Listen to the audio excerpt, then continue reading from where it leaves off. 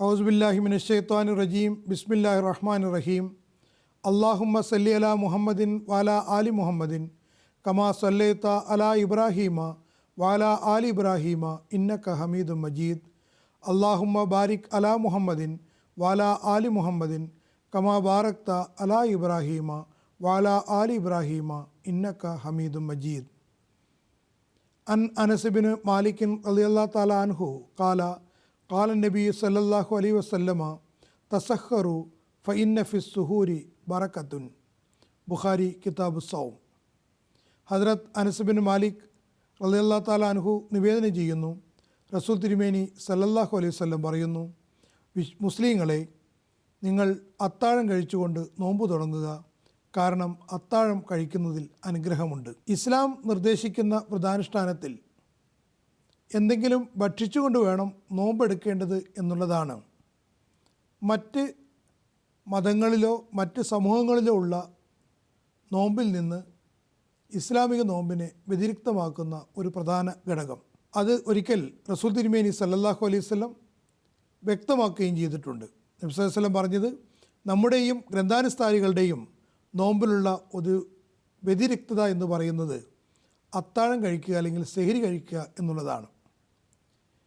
ഇതിനെ സംബന്ധിച്ച് റസൂൽ തിരുമേനി സല്ലല്ലാഹു അലൈഹി വസല്ലം പറഞ്ഞത്, നിങ്ങൾ സെഹരി അഥവാ ഇടയത്താഴം കഴിക്കുക, അതിൽ തീർച്ചയായും അനുഗ്രഹമുണ്ട് എന്നാണ്. ഈ ഇടയത്താഴം കഴിക്കേണ്ടത് ഒരു വിശ്വാസിയെ സംബന്ധിച്ചിടത്തോളം അനിവാര്യമാണ്. നബി തിരുമേനി സല്ലല്ലാഹു അലൈഹി വസല്ലം കൻസുൽ ഉമ്മാലുള്ള ഒരു നിവേദനത്തിൽ പറയുന്നത്, നിങ്ങൾ ഒരു വായ വെള്ളം കൊണ്ടോ ഒരു മുന്തിരി കൊണ്ടോ എങ്കിലും സെഹരി അഥവാ ഇടയത്താഴം കഴിക്കേണ്ടതാണ്. കാരണം അങ്ങനെ മലക്കുകൾ നിങ്ങൾക്ക് അനുഗ്രഹാശിസുകൾ നേരുന്നതാണ്. മറ്റൊരു സന്ദർഭത്തിൽ റസൂൽ തിരുമേനി സല്ലല്ലാഹു അലൈഹി വസല്ലം പറഞ്ഞു, അള്ളാഹുവെ, എൻ്റെ ഉമ്മത്തിന് സെഹരി കഴിക്കുന്നതിൽ നീ അനുഗ്രഹം നൽകണമേ എന്ന് ദുആ ചെയ്തതായും നമുക്ക് കാണാൻ കഴിയുന്നു. അപ്പോൾ സെഹരി അഥവാ ഇടയത്താഴം ഇസ്ലാമിക വ്രതാനുഷ്ഠാനത്തിലെ ഒരു പ്രധാന ഘടകമാണ്. നമ്മളത് ഭക്ഷണം കഴിക്കേണ്ടതാണ്. ഇനി അതിൻ്റെ സമയം എങ്ങനെയുള്ളതാണ്, അതിന് നമ്മൾ ശ്രദ്ധിക്കേണ്ട കാര്യം എന്താണ്, അതിനെ സംബന്ധിച്ചും റസൂൽ തിരുമേനി സല്ലല്ലാഹു അലൈഹി വസല്ലം നമുക്ക് കൃത്യമായ പാഠങ്ങൾ നൽകിയിട്ടുണ്ട്. ഇതിനെ സംബന്ധിച്ച് നമുക്ക് കാണാൻ കഴിയുന്നത് അഹ്മദിയ ഫിഖ്ഹിൽ ഇതിനെ വളരെ വിശദമായി ചർച്ച ചെയ്തിട്ടുണ്ട്. വിശുദ്ധ ഖുർആൻ അത് സംബന്ധിച്ച് പറയുന്നു, വകുലു വഷ്റബു ഹത്ത യതബയ്യന ലക്കുമുൽ ഖൈത്തുൽ അബിയദു മിനൽ ഖൈത്തുൽ അസ്വദി മിനൽ ഫജ്ർ. പ്രഭാതത്തിൻ്റെ വെള്ളനൂൽ കറുപ്പ് നൂലിൽ നിന്ന് വ്യതിരിക്തമായി വെളിപ്പെടുന്നതുവരെ നിങ്ങൾ ഭക്ഷിച്ചു കൊള്ളുക. ചില സഹാബാക്കൾ തങ്ങളുടെ തലയിണയ്ക്ക് കീഴിൽ വെള്ളയും കറുപ്പും നൂലുകൾ വയ്ക്കുകയും സെഹരിയുടെ സമയത്ത് അത് നോക്കി അതിനെ പരസ്പരം തിരിച്ചറിയാൻ കഴിയുന്നുണ്ടോ എന്ന് ശ്രദ്ധിക്കുകയും ചെയ്തിരുന്നു. ഒരിക്കൽ ഹദ്രത്ത് അദീ ബിൻ ഹാത്തിം റളിയല്ലാഹു തആല അൻഹു നബി സല്ലല്ലാഹു അലൈഹി വസല്ലമിനോട് സഹാബാക്കളുടെ ഈ ചെയ്തിയെ സംബന്ധിച്ച്, അവരിങ്ങനെ ചെയ്യുന്നതിനെ സംബന്ധിച്ച് പറഞ്ഞപ്പോൾ നബി തിരുമേനി സല്ലല്ലാഹു അലൈഹി വസല്ലം പുഞ്ചിരിച്ചുകൊണ്ട് ചോദിച്ചു, അങ്ങനെയാണെങ്കിൽ നിങ്ങളുടെ തലയിണയ്ക്ക് വല്ലാത്ത വലുപ്പം ഉണ്ടായിരിക്കുമല്ലോ എന്ന്. അതിനിടയിൽ പ്രഭാതത്തിൻ്റെയും രാത്രിയുടെയും നൂല് വയ്ക്കാൻ കഴിയുമെങ്കിൽ. അപ്പോൾ ഇവിടെ പ്രഭാതവും അതുപോലെ തന്നെ രാത്രിയും വ്യതിരിക്തമാകുക എന്നതാണ് വാസ്തവത്തിൽ ഈ പറഞ്ഞ നൂല് കൊണ്ട് ഉദ്ദേശിച്ചത്. അല്ലാതെ പ്രത്യക്ഷത്തിൽ നൂല് അങ്ങോട്ടും ഇങ്ങോട്ടും കാണാൻ കഴിയുന്നുണ്ടോ എന്നുള്ള അർത്ഥത്തിലല്ല എന്ന് ഈ ഹദീസിൽ നിന്ന് നമുക്ക് മനസ്സിലാക്കാൻ കഴിയുന്നു.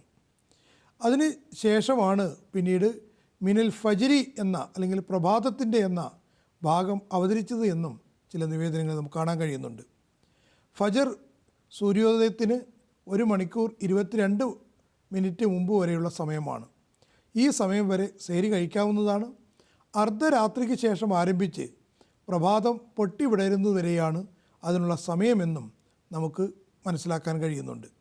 അപ്പോൾ ഈ ഇതിനെ സംബന്ധിച്ച് നമുക്ക് മനസ്സിലാക്കാൻ കഴിയുന്നത് ഇടയത്താഴം കഴിക്കേണ്ടത് നിർബന്ധമാണ്. എന്നാൽ ഇടയത്താഴത്തിൻ്റെ കാര്യത്തിൽ ചില കാര്യങ്ങൾ കൂടി ശ്രദ്ധിക്കേണ്ടതുള്ളത്, അർദ്ധരാത്രി എഴുന്നേറ്റ് ഭക്ഷണം കഴിച്ച് കിടക്കുന്നത് അതൊരിക്കലും തന്നെ അഭിലഷണീയമല്ല, അതൊരിക്കലും തന്നെ അഭികാമ്യമല്ല. യഥാർത്ഥ അനുഗ്രഹം റസൂൽ തിരുമേനി സല്ലല്ലാഹു അലൈഹി വസല്ലം നമുക്ക് കാണിച്ചു തന്ന സുന്നത്ത് ആ തിരിച്ചര്യയെ പൂർണ്ണമായും പിൻപറ്റുകയാണ്.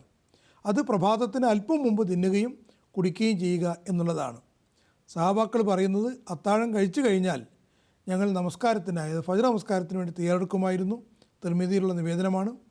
അതായത് ഈ അത്താഴത്തിനും സുബഹി നമസ്കാരത്തിനും ഇടയിൽ വളരെ കുറഞ്ഞ സമയം മാത്രമേ ഉണ്ടായിരുന്നുള്ളൂ എന്നും കാണപ്പെടുന്നുണ്ട്.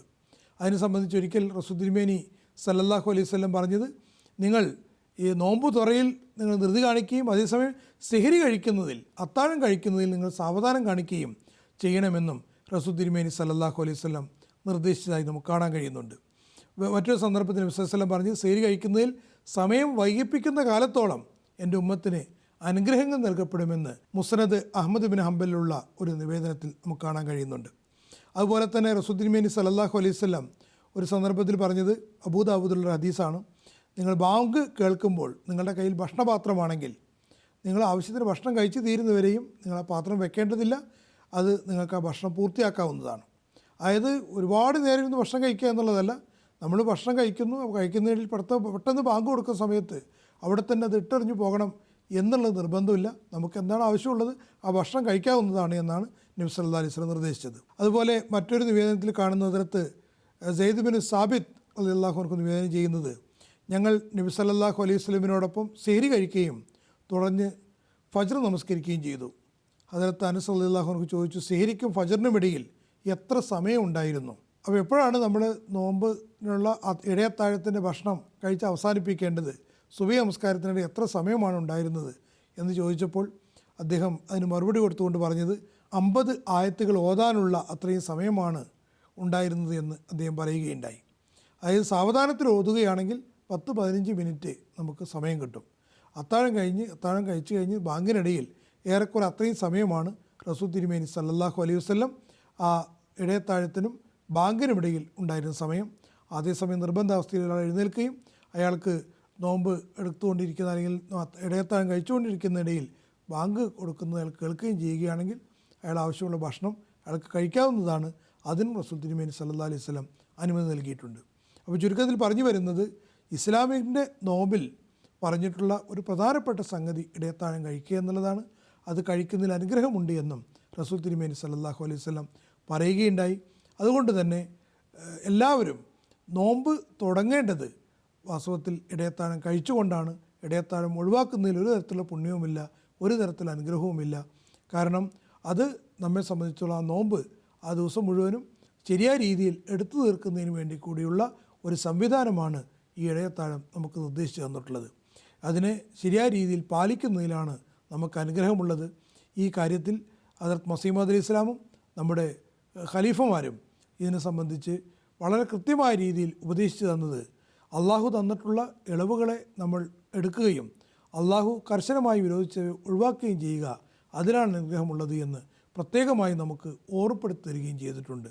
അപ്പോൾ ഈ റമദാൻ്റെ അനുഗ്രഹങ്ങൾ സ്വായത്തമാക്കുന്നതിനുള്ള ഒരു ആദ്യത്തെ പടി എന്ന രീതിയിൽ അതിന് ഇടയത്താഴത്തിൽ തന്നെ അള്ളാഹു അനുഗ്രഹം വെച്ചു എന്ന് റസൂൽ തിരുമേനി സല്ലല്ലാഹു അലൈഹി വസല്ലം നമുക്ക് മനസ്സിലാക്കി തരുന്നു. നമുക്ക് ഈ റമദാനെ ശരിയായ രീതിയിൽ മനസ്സിലാക്കുന്നതിനും ഉൾക്കൊള്ളുന്നതിനും റസൂൽ തിരുമേനി സല്ലല്ലാഹു അലൈഹി വസല്ലമിൻ്റെ പാഠങ്ങളെ അതേപടി ജീവിതത്തിൽ പകർത്തുന്നതിനും അള്ളാഹു തൗഫീഖ് നൽകുമാറാകട്ടെ. ആമീൻ. വാഖിറു ദഅ്വാന അൽഹംദുലില്ലാഹി റബ്ബിൽ ആലമീൻ.